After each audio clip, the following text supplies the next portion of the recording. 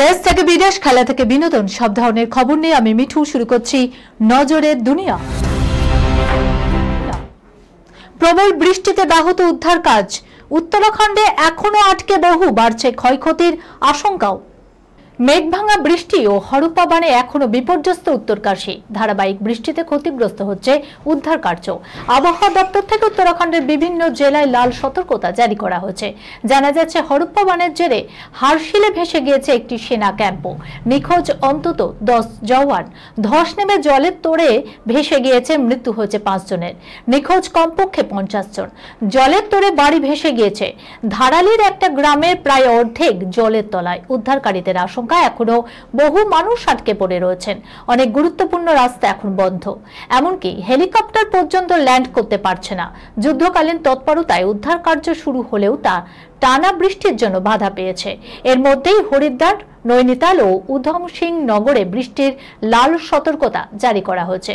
উত্তরাখণ্ড জুড়ে অন্তত 163টি রাস্তা বন্ধ, তার মধ্যে আছে 5টি জাতীয় সড়ক ও 7টি রাজ্য সড়ক।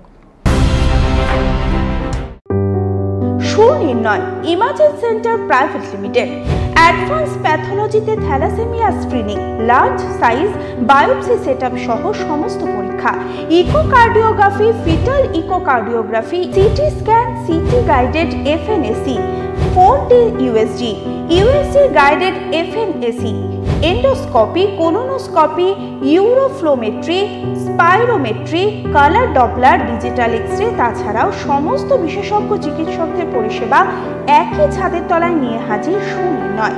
ঠিকানা 126/1 পিলখানা রোড, রানীবাগান, বহরমপুর, মুর্শিদাবাদ। বিশদে জানতে যোগাযোগ করুন 8373049252 7547900377। পরমাণু যুদ্ধের পথে আরো এক ধাপ এগোলো বিশ্ব। ঐতিহাসিক মিসাইল চুক্তি থেকে সরল রাশিয়া। গোটা বিশ্ব আতঙ্কিত। দুনিয়ার দুই সর্বোচ্চ শক্তি আমেরিকা ও রাশিয়া একে অপরের বিরুদ্ধে পরমাণু যুদ্ধ ঘোষণার মেজাজে।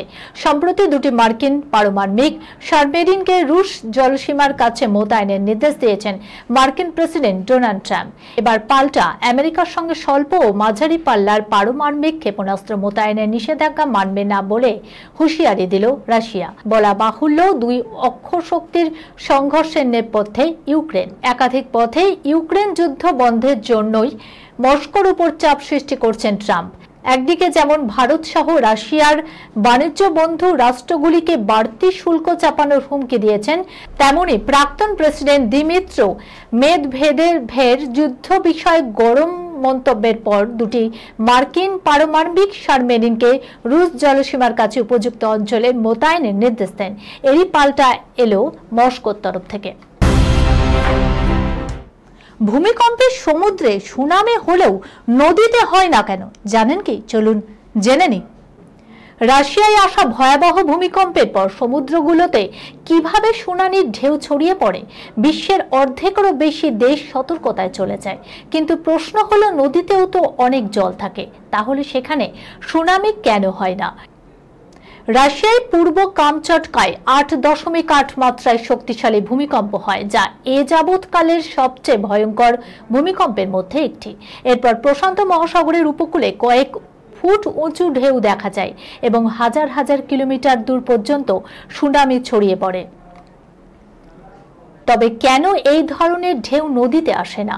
সুনামি তখনই তৈরি হয় যখন সমুদ্রের নিচে হঠাৎ বিশাল আকারে ভূকম্পন হয় বা আগ্নেয়গিরি বিস্ফোরণ বা ভূমিধস ঘটে, যার ফলে সমুদ্র তল একেবারে ওপর নিচ হয়ে যায়।